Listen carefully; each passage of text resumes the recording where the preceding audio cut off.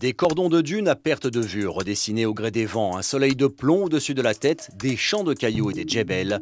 Voici le Sahara et son immensité qui vont s'offrir aux coureurs du Marathon des Sables pour la 31e édition de cette épreuve unique. Cette année, plus de 1100 coureurs issus du monde entier vont jouer avec des montagnes de sable durant 6 jours et 6 étapes pour un total de 257 km, un record dans l'histoire de l'épreuve. Une compétition à courir en totale autonomie avec un sac de 6,5 kg minimum à porter sur le dos contenant vivres et ravitaillement. Une aventure inoubliable, support de la 4e étape de l'Ultra Trail World Tour 2016.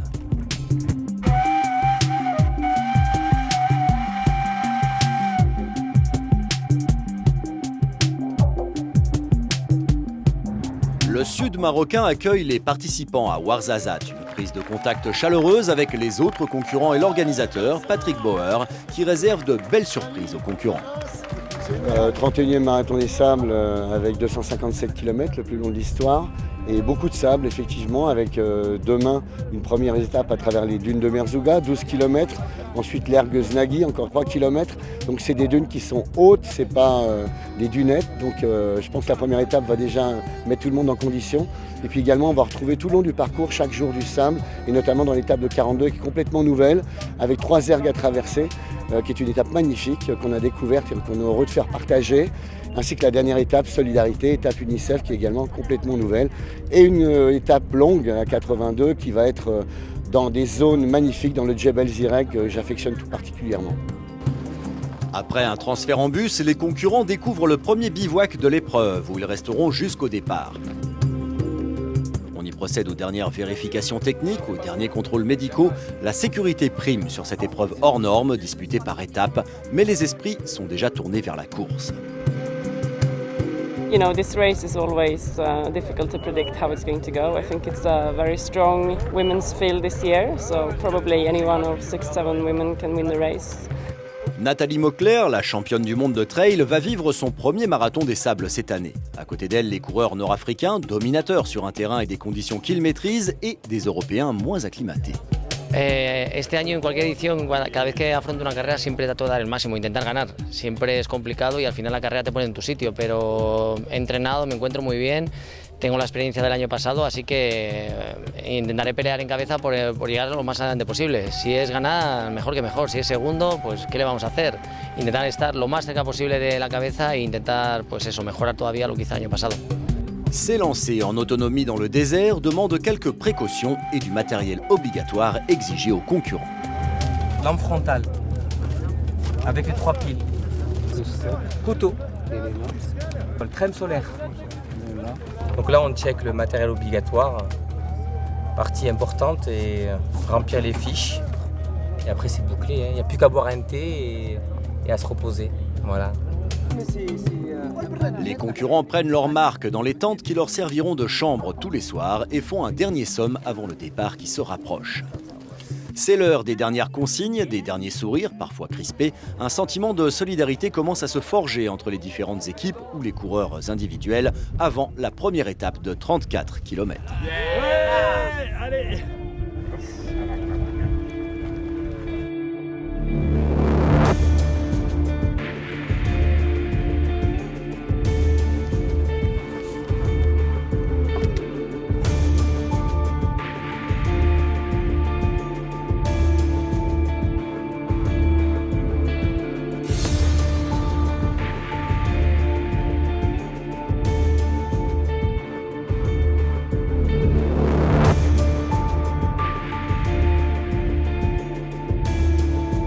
Le peloton se rassemble pour une photo collector qui passera à la postérité et Patrick Bauer libère le peloton à 9 h du matin.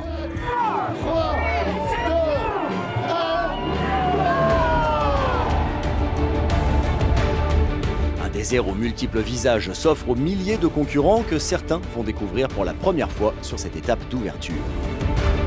Le Marathon des Sables, c'est un tiers de sable sous la forme d'ergues, ces champs de dunes à perte de vue, le reste des djebels, de petites montagnes et des regs, des champs de cailloux marrons surchauffés par le soleil. L'adrénaline du départ pousse les concurrents sur un rythme élevé malgré les 30 degrés ambiants. Les organismes sont encore frais, la tête est prête à en découdre avec ces immenses dunes, parfois très hautes. Les foulées se font encore légères, les silhouettes sont alertes et les écarts encore minimes en ce début de course. De longs cordons d'athlètes se forment sur les crêtes des dunes, là où le sable semble le plus ferme. En tête de course, les coureurs marocains écrasent déjà la concurrence étrangère. Le tenant du titre, Rachid El Morabiti, déroule sa foulée devant deux compatriotes. L'Espagnol José Martinez leur résiste encore un peu. Les autochtones et leurs dromadaires semblent perplexes face à l'insistance de ces bipèdes à vouloir gravir des montagnes de sable. Au checkpoint, le trio nord-africain caracole en tête. Le trailer Eric Clavry, dont c'est la première expérience dans le désert, leur tient tête avec Martinez.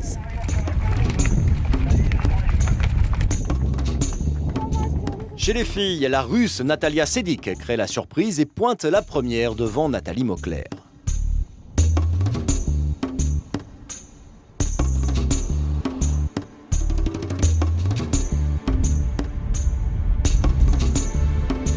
Dans l'hostilité d'un désert envoûtant, un match Afrique-Europe se met en place. Mais déjà la différence de rythme entre le quatuor de tête et ses poursuivants européens est notable. Le breton Eric Clavry découvre un nouveau type de sable. De tout temps, j'ai toujours habité au bord de la côte, donc toujours eu l'habitude de courir sur du sable. Donc c'est vrai que pour moi, c'est quelque chose que j'aime bien et voilà, qui m'a toujours plu. En plus, le fait que ce soit une course à étapes, avec de la chaleur, c'est vrai que c'est des éléments que j'aime bien. Et bon, c'est une épreuve quand même un petit peu mythique maintenant. Et c'est des épreuves qui sont rares et où il y a une bonne ambiance et une bonne humanité. Donc je suis vraiment content de pouvoir être là et c'est quelque chose qui m'a toujours motivé pour venir. C'est vrai que j'ai la plage pas très loin, donc ça m'a permis de faire quelques sorties sur sable déjà avec un petit peu de poids sur le dos pour s'habituer, même si le climat n'était pas le même. Et puis voilà, après tout le reste de la préparation, c'est axé un petit peu comme sur un ultra entre guillemets classique, quoi. Donc des séances variées, de seuil, d'allure, de VMA, et pour arriver le plus affûté quand même. Natalia Sedik, elle, digère bien l'amplitude thermique qu'elle connaît avec sa Russie natale. Elle domine Elizabeth Barnes, reléguée à plusieurs minutes. Dans le cœur du peloton, on alterne marche et course pour s'économiser car la course ne fait que commencer. Échappé à partir du kilomètre 21, le duo El Morabiti-El Mouaziz file vers la ligne d'arrivée alors que le vent commence à se lever. Car le désert est aussi synonyme de tempêtes de sable qui ralentissent la progression des coureurs, brouillent la vision, ajoutent à la fatigue de cette fin d'étape. Mais la ligne d'arrivée est en vue. Le trio de tête marocain franchit la ligne en 3h10. Natalia Sedik finit au sprint cette première étape. Nathalie Mauclair apprend vite et se classe deuxième devant Barnes, troisième à 30 minutes. Un début encourageant pour la coureuse sartoise, avide de découvertes et de nouvelles sensations. C'est un vrai choix que j'ai fait de venir sur cette course-là pour vivre autre chose, quoi. Là, j'avais bouclé plusieurs 100 miles. Et du coup, pour cette année, j'avais envie de démarrer la saison avec autre chose. Et du coup, je pense que je suis servie. Je pense que j'avais même pas mesuré toutes les nouveautés que ça imposait de venir sur le MDS. Bizarrement, j'ai l'impression d'être la seule. Je crains un peu les nuits, peur d'avoir froid et de ne pas bien récupérer et du coup de ne pas pouvoir bien recourir le lendemain.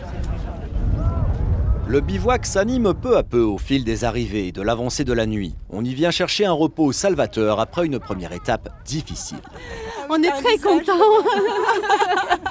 Voilà. On va les boire, merci. Une grosse étape très difficile, beaucoup de sable, beaucoup de vent, beaucoup de chaleur. Ça a été compliqué. Mais bon, heureuse que ça se soit terminé et d'aussi belle manière, ouais, c'est bien.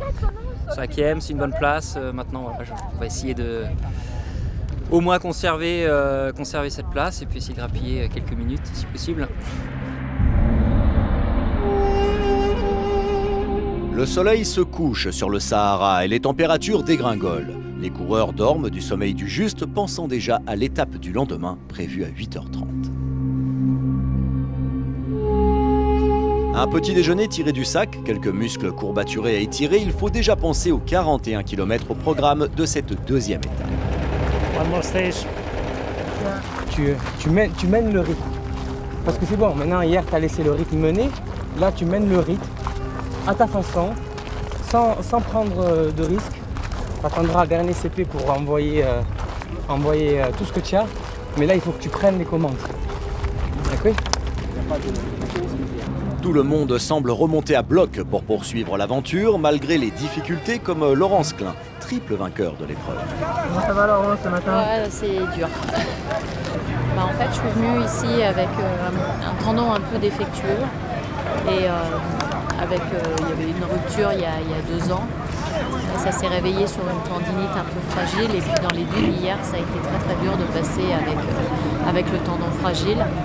Et puis après, tout s'enchaîne quand on perd le fil de la tête de course, le moral en prend un coup. Et puis tout s'enchaîne, beaucoup de choses, beaucoup moins bien, enfin bon, puis voilà quoi.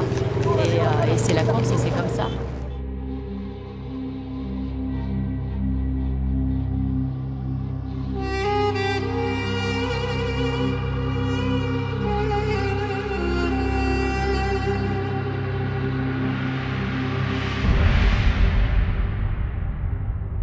So each day here it's more, and I hope it can be easier.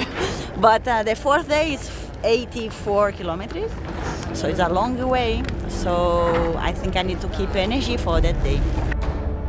Les sourires se lisent sur les visages des concurrents. La fatigue passe au second plan.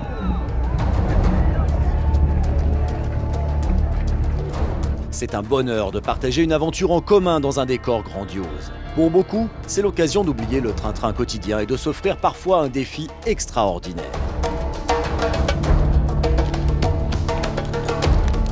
So I was injured in Afghanistan in 2009. So as a result of my injuries, I lost both legs below the knee after a while. And I rehabilitated as a double amputee, so I've adjusted to life as a double amputee using prosthetics. So I did a trip in 2013 to the South Pole, an expedition, and then I did the London Marathon last year. And this year I really wanted to come and do this for charity, to raise money, but also for the physical challenge to do something really fun and exciting. So, yeah.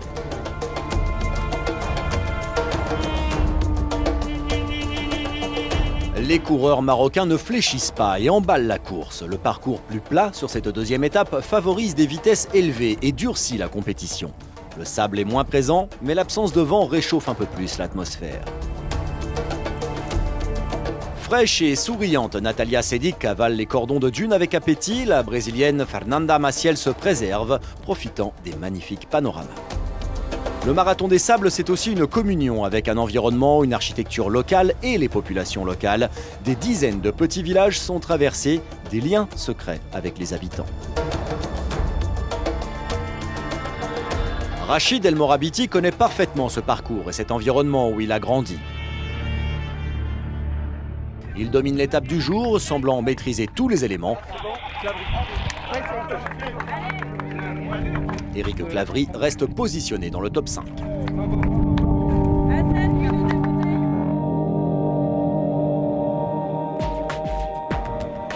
Natalia Seydic et Nathalie Mauclair, chez les filles, se détachent irrémédiablement. Haut dans le ciel, le soleil tourne à plein régime sur cette deuxième étape. L'absence de vent fait monter la sensation de chaleur. Au cœur du peloton, on se protège la peau, on gère son allure pour éviter la surchauffe.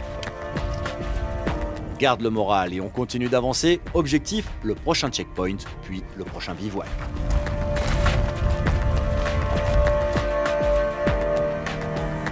Rachid El Morabiti remporte sans surprise cette deuxième étape et conforte ainsi son leadership. Je suis très content de gagner la deuxième étape. Vraiment, aujourd'hui, l'étape est très rapide. Le quatuor marocain a lui aussi souffert de la chaleur aujourd'hui et a implosé durant l'étape. Martinez termine avec Aziz El Hakad devant Eric Clavry, exténué. Je suis parti peut-être un demi-kilomètre trop vite, ce qui fait que le moteur il a surchauffé et j'ai eu un peu de mal. Insolente de fraîcheur, Seydic termine une nouvelle fois au sprint chez les filles. Les gazelles moins rapides prennent leur temps pour finir l'étape à leur rythme et profiter au maximum de ce que leur offre le désert et l'aventure. Les filles représentent environ 15% du peloton, un chiffre en constante progression, et elles viennent de tous les horizons.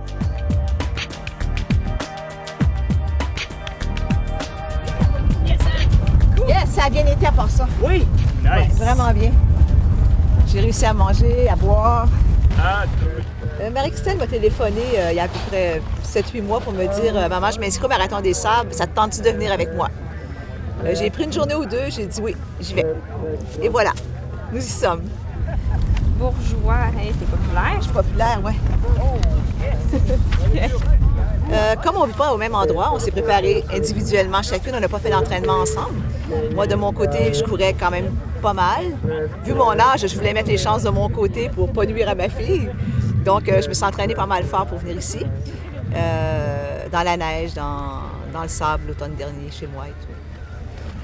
Je pense que la neige puis le sable mou, ça va probablement se ressembler un peu en termes d'effort. Fait qu'on a quand même cet avantage-là qu'on a pu s'entraîner dans la neige molle. Mais en termes de température... Moi, je suis allée au sauna quelques fois. Puis après 15 minutes, je regardais les autres dans le sauna qui étaient capables de rester pendant 30 minutes. Je disais « Wow! » C'est moi qui m'en vais au Marathon des Sables. Puis après 15 minutes, je suis incapable de... Mais c'était humide, il faut dire. Alors qu'ici, c'est une température superbe. Le Marathon des Sables est avant tout une aventure humaine pour le milieu du peloton. Certains la partagent ainsi en famille, entre mère et fille ou père et fils. Last year I came from Marathon des Sables and some of the other guys. We had a lot of fun. It was amazing. My father loved the photos, loved everything. I told him about it and decided to start running. Had never run before, has never to date run half a marathon even. So he trained for 1 year on the beach in Rio. And after 1 year, he's here, and I'm worried he's fitter than me. So I have to catch up with him. And we are just doing it together to have a good time and enjoy the race. So very nice holidays, and father and son together. Après 2 jours de course, le rituel du petit matin est bien rodé. Au lever du soleil, le bivouac s'éveille.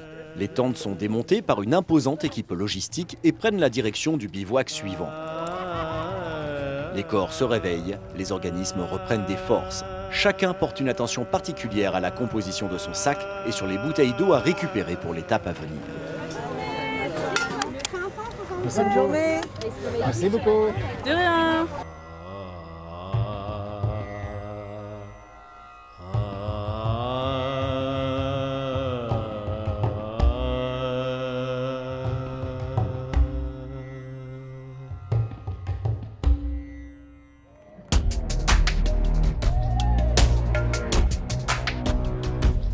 Chaque année, le parcours du Marathon des Sables est redessiné pour proposer une variété au fil des éditions et éviter la lassitude, trop de kilomètres successifs de sable ou de cailloux. Une nouveauté cette année, davantage de djebel sur le parcours, en réponse à la demande des coureurs.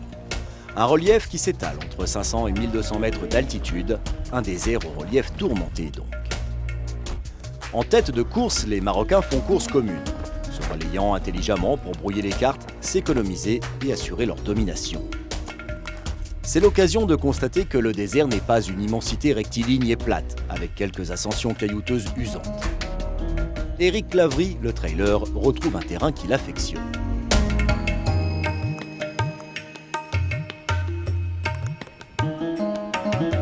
Troisième en 2015, la Russe Sedik continue d'étonner chez les filles en écrasant la concurrence. Nathalie Mauclair et Fernanda Maciel, traileuses internationales, résistent tant bien que mal dans un environnement qu'elles découvrent.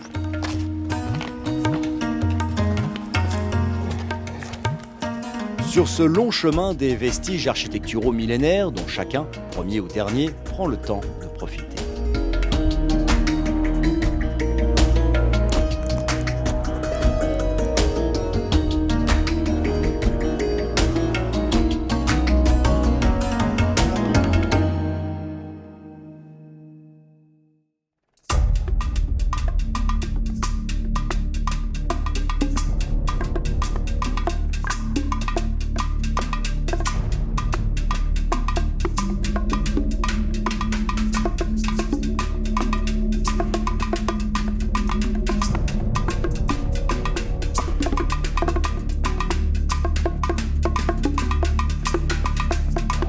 Le sable, au fil de la journée, devient de plus en plus mou sous l'effet des rayons du soleil.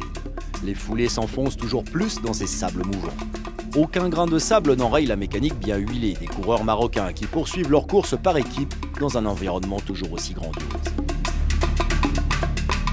Le podium semble déjà joué entre El Morabiti et el Oasis El Akkad. Il ne reste que les accessites pour les coureurs européens, dont l'Espagnol Martinez et le Français Clavry. De los 37 creo que hemos hecho de unas 25 o 30. Muy duro. Ça avance, on est à pas tout à fait la moitié, mais ça fait déjà 3 bonnes journées de passé, c'est bien. Demain soir c'est une longue étape, on va attendre la fin d'après-midi qu'il fasse plus frais, patiemment. Puis après il restera la marathon. Et ce sera bon. Le podium reste très coloré chez les filles, avec la Russie, la France et le Brésil.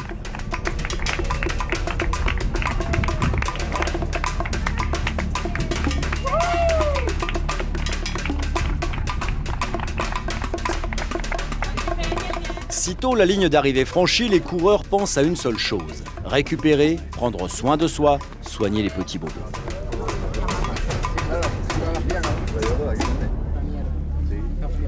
It's my first time, so I have here Shema, and yes, I asked for the guys, the experience about how can I put my shoes, the socks, and the gear, the head, everything. Like it's new for me. Running 6-7 days on the desert, it's pretty new. When I'm running for many hours, I get in a kind of zone that it's out of my comfortable zone, and at the same time I don't think, I don't feel. It's like I just enjoy. It's like a kind of meditation, kind of ecstasy, and I love when I get this stage, and I just get this stage when I run long distance. Sondre Amdahl, le Norvégien, découvre le marathon des sables, un choc tant culturel que climatique pour le Scandinave. I have a huge respect for this race and the competition and also the environment, and so I'm of course a little bit nervous about the heat during the day and also if the night gets really cold. But so far I feel adapted to the heat, and I've also been training for that, preparing for that in Norway. I've been running with clothes on the treadmill, and I've been sitting in the sauna. But most of all, I'm just looking forward to explore and have an adventure here in Morocco. Okay, it's Judgment Day in Morocco. 6.8 kilos. Wow. Less than 15 pounds. Yeah, 6.5 is the minimum. You have to have at least 6.5 kilos. That's good. Good job. Yeah, 6.8. I'm staying with my teammate Jason Schlarb from. He's also on the ultra running team, and it's good. I'm staying with a lot of Americans, and they're easy to talk to, and so we're having a very good time so far. So see, I have my pad. Yeah. So I don't. My biggest fear is the long day and how my body will feel, and the weight of the pack and not being able to eat as much as I normally would. I just haven't done that before, and so that's my biggest fear. But it's also what I'm most excited about, because that challenge and seeing what I can do, and the fact that it's all within me, and that I'm going to go through this struggle and this battle. That experience, and being able to hang out with Sandra and the rest of my tent mates and talk about it after each day. Unlike doing a race at UTMB or Grand Raid, you know, you talk before, you talk after, and then you go home. But now I get to talk and hang out and share the experience over 7 days. And I think that'll be really fun. That's something I'm really looking forward to, and making really, really good friends and having that good times with good people.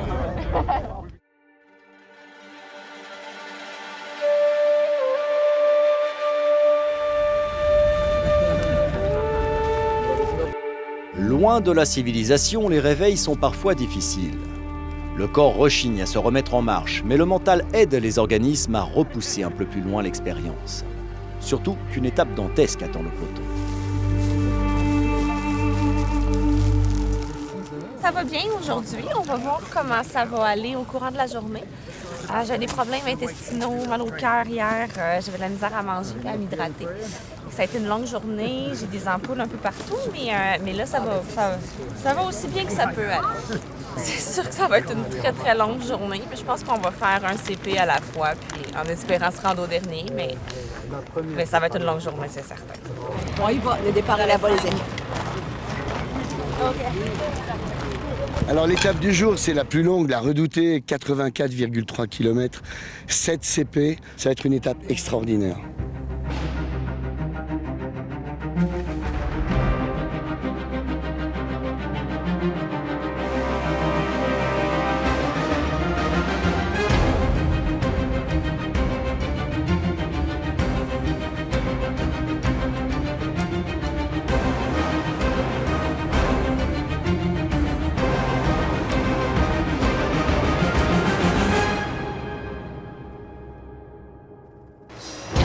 Voici donc l'étape la plus attendue de l'aventure, la longue, comme on a coutume de l'appeler, qui fera passer plus d'une journée complète dans le désert à la majorité des concurrents. 84 km à couvrir en 35 heures maximum. L'étape de vérité, celle où il faut savoir gérer ses efforts, aller chercher au plus profond de soi. Une étape qui ne laisse aucun répit avec très tôt une sérieuse difficulté à escalader, un passage très technique dès le 14e kilomètre.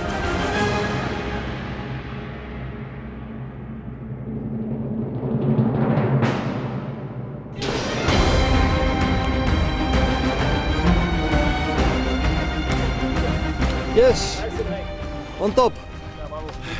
Still 70 kilometers to go. Il nous manque que 70 km. C'est facile. On va le faire comme ça. Ah ouais, non, j'ai vraiment aimé ça. Moi, c'est la partie que j'ai préférée depuis le début. Ah oui, pour moi. Ah oui. C'est en terrain connu pour une fois. Ah, c'est le fun. C'est super. La vue est fantastique. Un petit peu d'énergie quand même qu'on a besoin.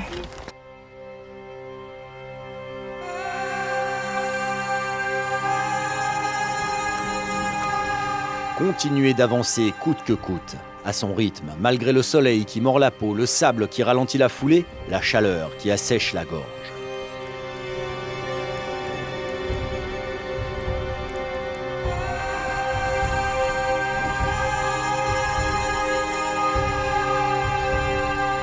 Une véritable odyssée au cœur d'un Sahara qui recèle de sites remarquables.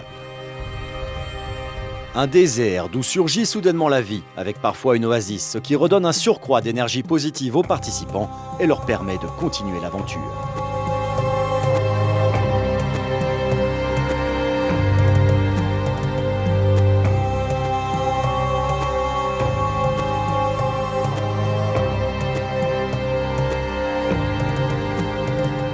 Les premiers hommes jouent au chat et à la souris, prennent tour à tour les commandes de l'étape.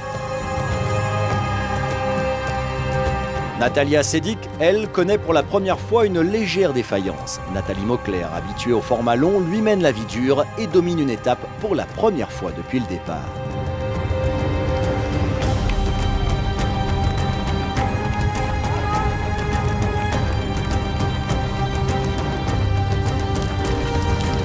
Sous ce soleil de plomb, rafraîchir le moteur devient un réflexe de survie.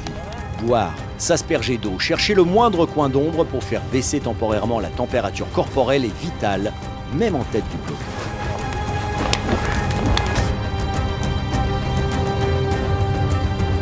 Chacun adapte son rythme de progression et cherche la force intérieure pour avancer. Dans le cœur du peloton, on privilégie l'alternance de marche et de course. Plutôt prendre son temps et son mal en patience que de courir et se mettre dans le rouge.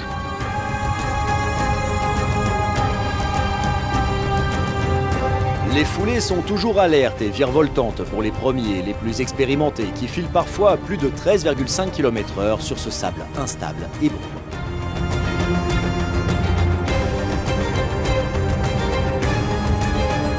Le Portugais Carlos n'a pas l'habitude de ce type de terrain. Il représente pourtant l'élite européenne engagée dans ce 31e marathon des sables. O deserto é sempre especial. Eu que corro na alta montanha, corro na selva, corro também no deserto. Portanto, é cenário absolutamente fantástico. E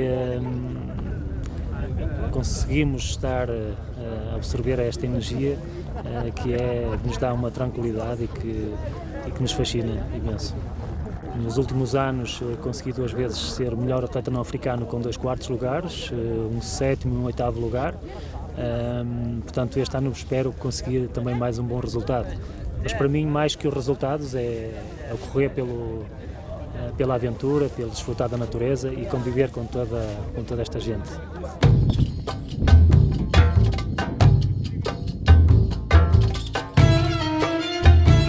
Plus loin à l'arrière, on reste conscient de vivre une aventure humaine extraordinaire. C'est magnifique.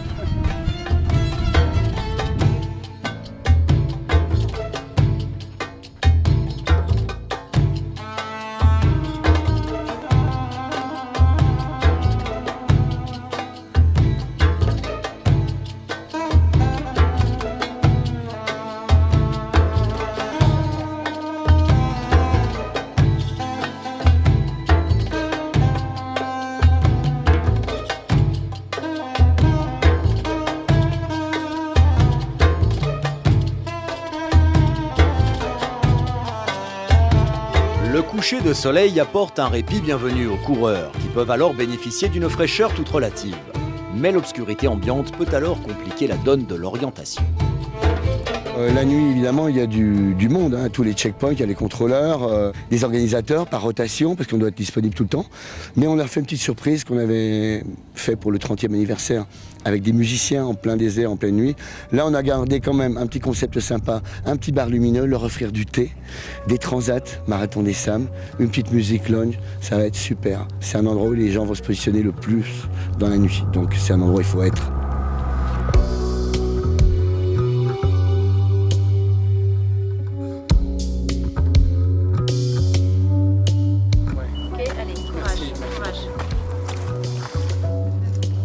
Ah là, on va dormir une demi-heure, on va manger, on est 3 là, et après on va repartir, voilà.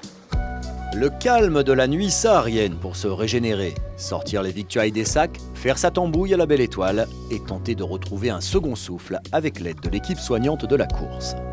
Plus de 12 heures, 14 heures que je marche, j'ai les pieds en vrac, c'est l'enfer. Aujourd'hui, pour moi, elle est difficile. C'est la première fois où j'envisage de la couper, de dormir et de repartir.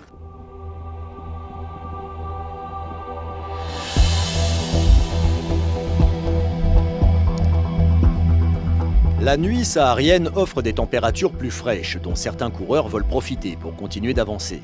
À la lueur des frontales, les concurrents tracent leur chemin dans un relief changeant, parfois brutal, qui freine la progression. Seul un moral à toute épreuve permet de commander un organisme qui ne demande parfois qu'à s'arrêter et à s'offrir un répit.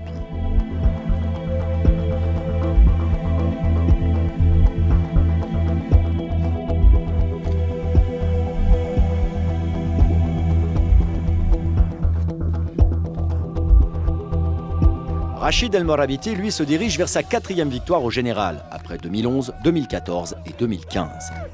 Ouais, vraiment, je suis très content de gagner la longue étape. Si c'est pas facile, il y a la concurrence avec moi. Jusqu'à la dernière CP, je change mon rythme et j'ai fait le finish. L'Espagnol Martinez tient tête au coureur marocain pour terminer 3e de l'étape. Muchísimo calor.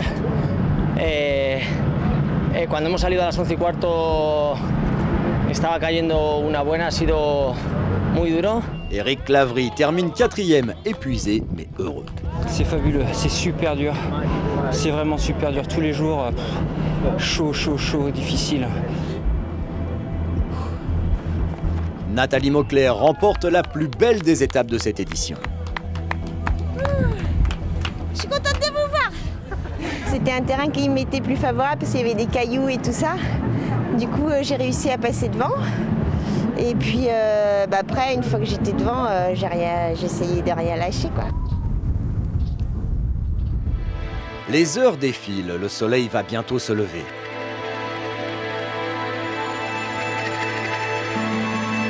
L'arrière du peloton ressort de la nuit revigoré après une pause salvatrice et profite du lever du jour sur l'étendue désertique.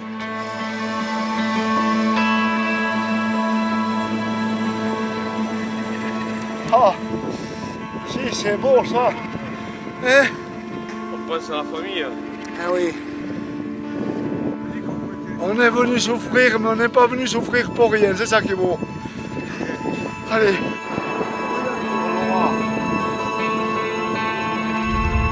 Un peu comme des automates, les moins rapides terminent cette étape longue au courage, avec des jambes qui commencent à peser lourd.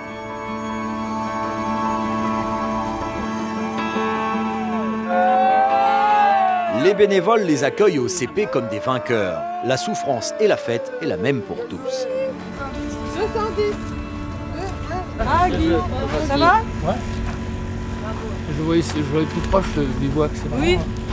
J'ai l'impression qu'il a 5 bornes.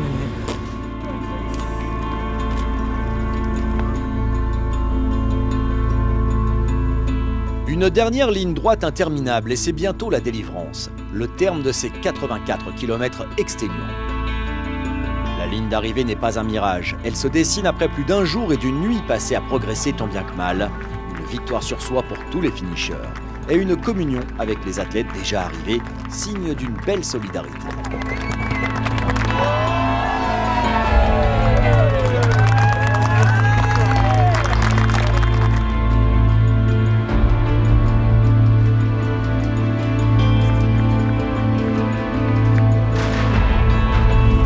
Une étape qui laisse logiquement des traces alors qu'on atteint bientôt la fin de l'aventure et que le corps commence à vouloir dire non.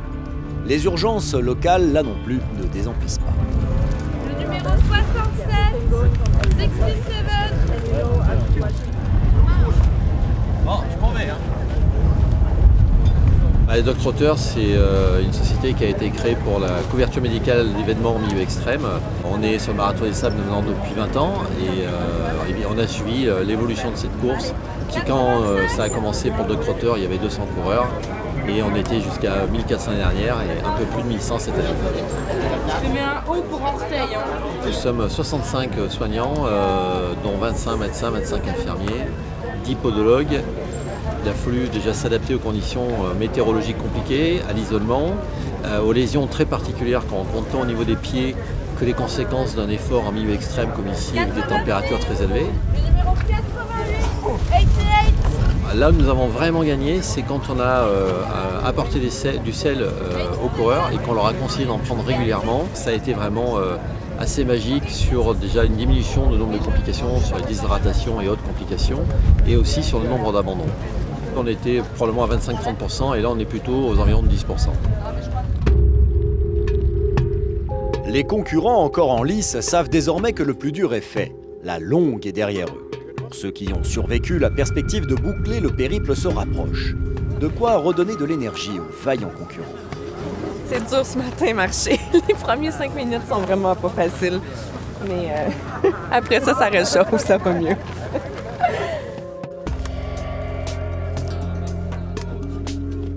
Les traits sont tirés, les visages sont burinés par le soleil, les foulées sont claudicantes.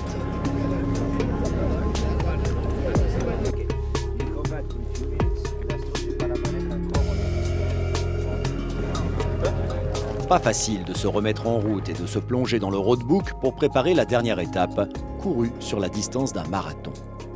Un peu d'attention et de lucidité sont requises pour déjouer les pièges du parcours. Le roadbook, je le regarde à chaque CP puis j'essaie de voir avec ma condition où je vais me trouver à peu près, où je vais me situer. Tous les matins avant la course, on lit bien le roadbook, on le dépouille, on voit un petit peu les trucs, le parcours grosso modo. En partie, on suit le groupe. Il y a aussi des balises qui nous indiquent le chemin à prendre. The navigation it's very well laid, and a lot of the time you're just following the person ahead. So you don't have to think, but actually towards the front, because people get spread out, you can quite often get into a sand dune or into a valley where you can't see anything, and that's where you need your compass. So I've always got mine ready. I've only used it twice. I don't think many people will get lost, but it is certainly possible.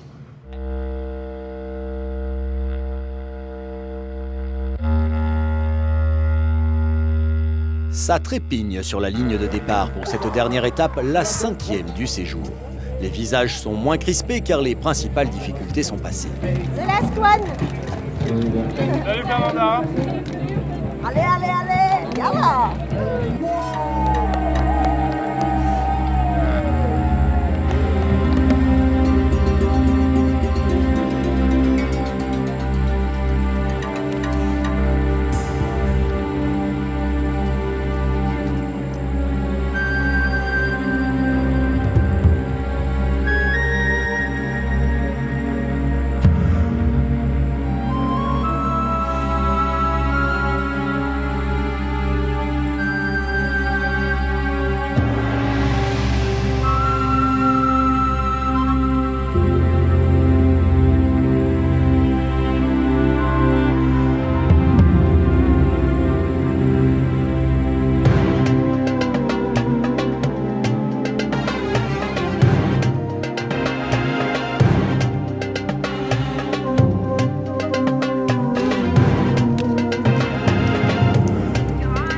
Le classement général est figé, sauf accident, et l'on profite de cette ultime étape avant celle de solidarité pour partager un dernier effort en commun dans ce Sahara qui aura marqué les esprits.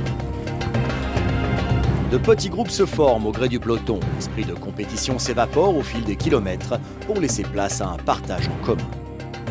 Un véritable esprit de famille s'est bâti au cours de cette petite semaine de course, créant des liens indéfectibles entre chacun. On jette les dernières forces dans la bataille, on profite des dernières beautés offertes par le paysage grandiose. Dans toutes les têtes, les images d'une semaine qui vient de s'écouler défilent. On échange avec le concurrent d'à côté, devenu ami plus qu'adversaire. L'équipe d'organisation se joint à la fête, encourageant sans distinction les leaders et les moins rapides.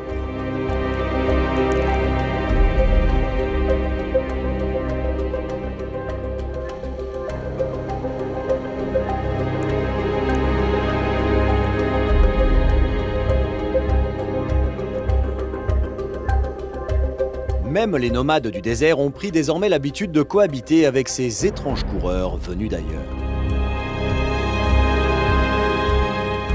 La course se termine comme elle avait commencé. Le quatuor marocain ouvre la route après un âpre combat fratricide.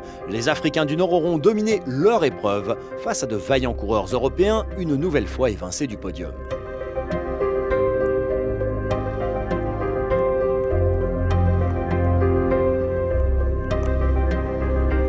Natalia Sedik, 28 ans, gère les minutes engrangées en début de compétition devant une Nathalie Mauclair qui tient son rang de championne du monde. Le marathon des sables est une superbe vitrine pour les coureurs marocains qui s'entraînent avec acharnement toute l'année sans grands moyens. C'est un espoir pour eux de sortir d'une condition difficile et de pouvoir éventuellement vivre de leur sport. Malgré une grande expérience, les coureurs européens comme Eric Clavry ou José Martinez ont trouvé plus fort qu'eux sur cette épreuve atypique. Pour l'heure, chez les femmes, aucune coureuse locale pour contrer la suprématie européenne.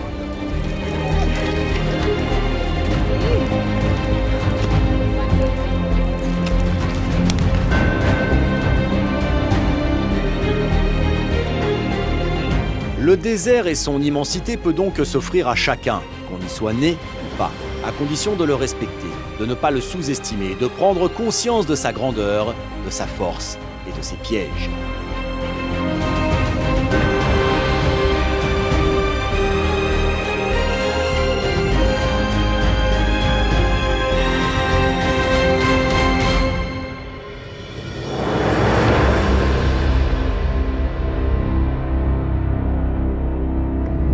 Rachid El Morabiti, Abdelkader El Ouaziz et Aziz El Akkad auront perpétué la tradition africaine sur le marathon des sables.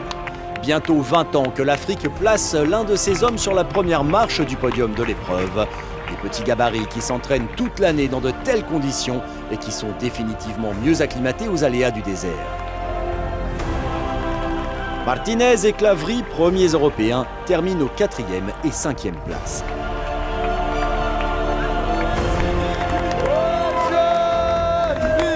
Je suis très content de gagner la 4e fois marathon du sable. Tout s'est bien passé, suivant notre stratégie. Voilà, nous sommes les mêmes, même c'est jusqu'à les derniers mètres qu'on a décidé, c'est-à-dire d'atteindre le fond. Voilà. Aujourd'hui, j'ai fait le premier, mais nous sommes tous des premiers. Bravo à mon ami Rachid, bravo à Aziz. Je crois que ça doit être la première fois que je pourrais arriver d'une étape, d'une course. Mais c'est la difficulté aussi qui fait ça, quoi. On est à bout, quoi. On est à bout.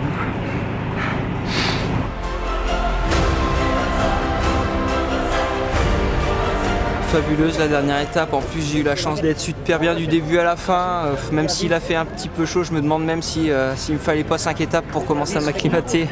C'est vrai que non, j'étais vraiment top. Enfin moi l'objectif c'était de faire moins de 4 heures au marathon là pour la dernière, de faire mes plus de 10 de moyenne sur tout le marathon des sables. Vu que j'étais à 10,03 ce matin, je finis à 11,7 de moyenne sur le marathon en 3h27. C'est génial. C'est génial. Et puis une 5e place au final, au scratch, alors que du bonheur. Natalia Sedik devient la 4e russe à inscrire son nom au palmarès après 24h45 de course. Outsider au départ, la russe aura dominé l'édition 2016 devant Nathalie Mocler et Fernanda Massier. I gap like more than 2 hours from the 4th gear, but I was pushing hard, and when I arrived here I was really almost dying because I didn't have too much food, not too much drink, and I was low battery. But I'm really happy with the 3rd place. Just to finish for me, it's great. So I come back home now really happy with it. The best memories ever.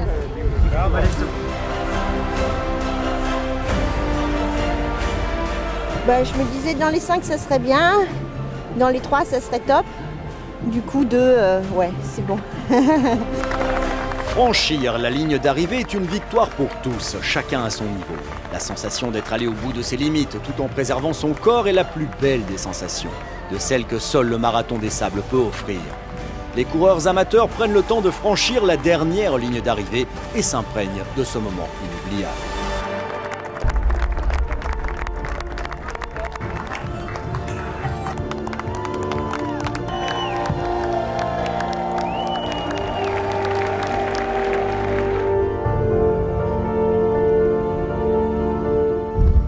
Fantastique, c'était des paysages merveilleux, mais c'est un dépassement de soi.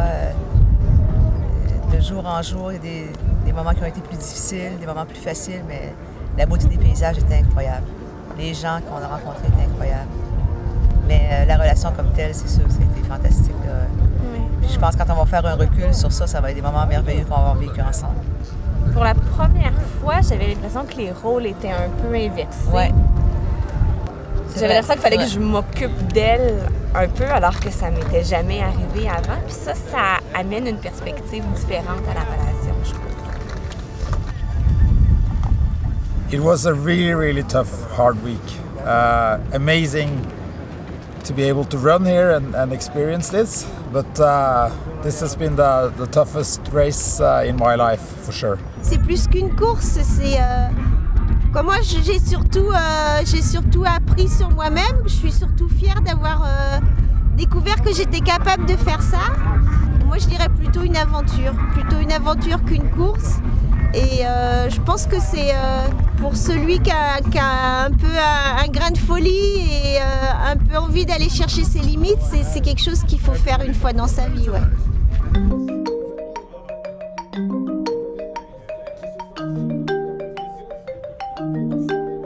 Pour le dernier jour de course, les concurrents vont encore donner de leur personne, mais en se dépensant pour la bonne cause. C'est en effet la tradition de conclure le Marathon des Sables par une étape de solidarité en faveur de l'UNICEF.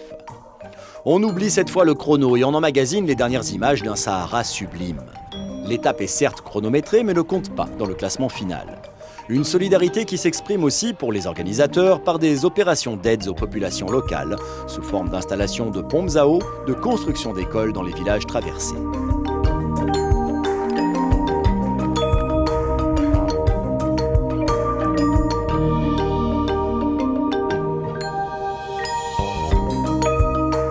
Une dernière étape qui permet aussi de fêter une dernière fois les vainqueurs et de recevoir la précieuse médaille, fruit de tellement d'efforts et de sacrifices pour tous les finishers.